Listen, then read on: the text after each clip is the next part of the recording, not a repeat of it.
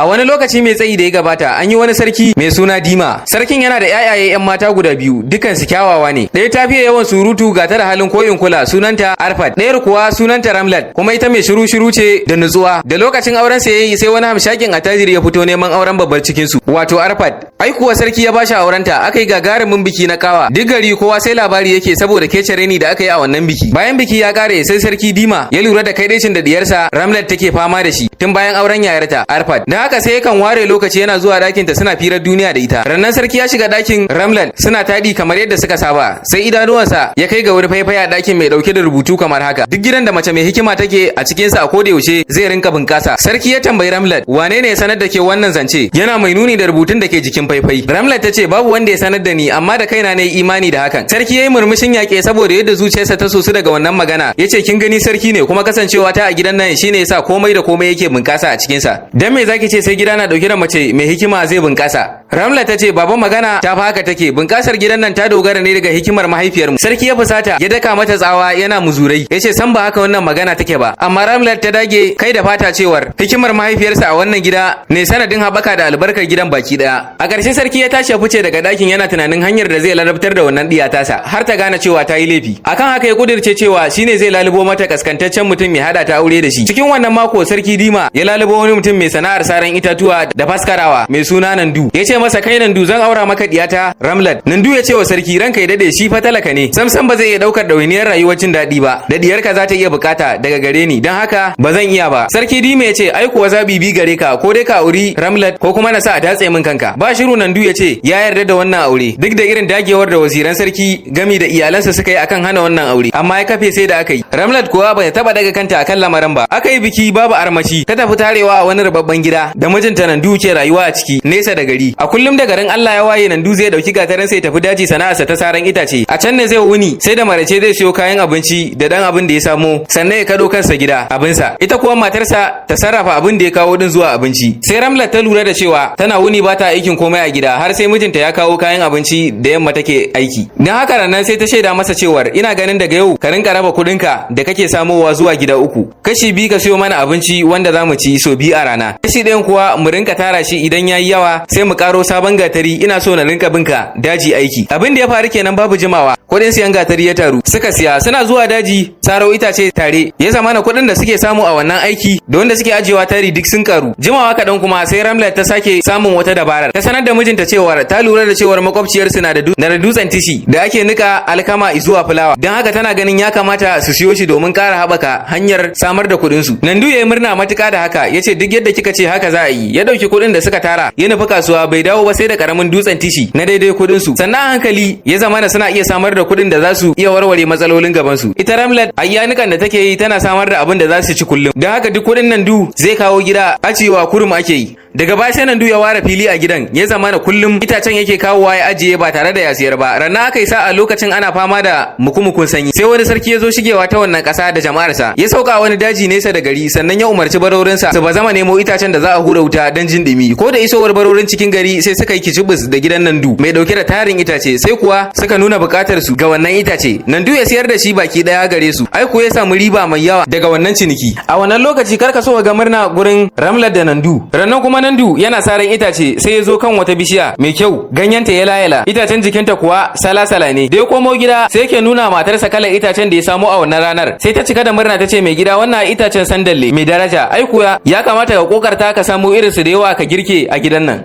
Kasancewar Ramlat daga gidan sarauta take ta san darajar wannan itace domin sarakunan sun fi son yin amfani da shi wajen kone gawarsu idan sun mutu ko kuma wajen shagalin bukukuwan su. Kashe gari Nandu ya tafi daji ya lalubi wannan itaciya ta sandal tare da soma tarar rassanta a hankali ta yadda za ta ƙara tohowa. Haka ya rinka yi a kullum daga wannan zuwa waccan har sai da ya tara wannan itace da yawan gaske. Akwai wata alƙarya a kusa da birnin nasu wadda aka wayi gari sarkin ya mutu. Kafin rasuwarsa kuwa attajirin gaske ne har kuma ya wasici da kone gawarsa da itacen sandal bayan mutuwarsa. Sai dai kuma a kaf garin nan rasa wanda ke da wadataccen itacen sandal da zai isa shagalin wannan biki. Akan haka dan sarki mai mutuwa ya bada cikiya zuwa makwabtan birane, har kuma aka zo masa da labarin cewa akwai wani mai suna Nandu yana da shi, sai ce a je wajen sa a siyo masa itacen akan ko nawa ya yanka. Baroran dan sarkin suka yi murna da suka tarar da cewa Nandu na da kalar itacen da ubangidansu ke so, kamar yadda labari ya je gare shi. Suka yi itacen sa da darajar gaske. Daga nan fa Nandu da mai ɗakin sa suka fita daga kangin talauci. Tunda sun samu tarin dukiya, Nandu yasa aka gina musu katon gida na sarauta mai cike da manyan zauruka, kai ka ce gidan sarkin garin ne. Bayan tsawon lokaci da auren Nandu da Ramlat, mahaifinta sarki Dima ya cika da tausayin yar tasa, har ya soma da na sanin hukuncin da ya dauka a kanta. Rannan sai yanke shawarar ya kai ziyara a gare su duka domin ganin halin da suke ciki. Bayan ya gama shirya kyaututtukan da zai kai musu, sai ya tashi tare da barorinsa kai tsaye nufi gidan babbar diyarsa. Arfad yana daukin ganinta, a zuciyarsa yana rayawa cewar tabbas tana cikin farin ciki. Yace diyata Arfad ya yake? Sarki Dima ya fada wa yarsa.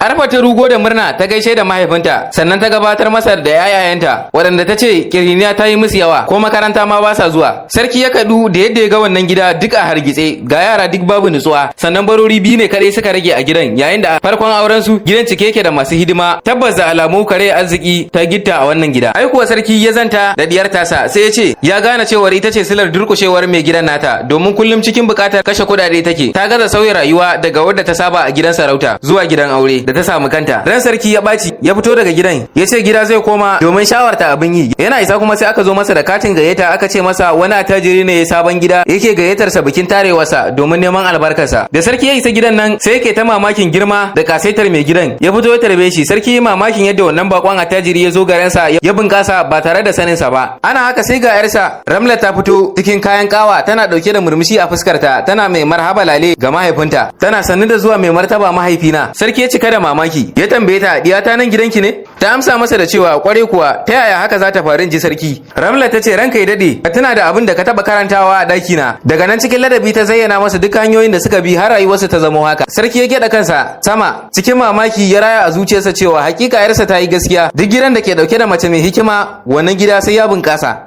Da fatan wannan labari ya kayatar da ku yi subscribe sannan ku danna alamar kararrawa ta yadda da zarar mun ɗora wasu shirye-shiryen za a sanar da ku nan take.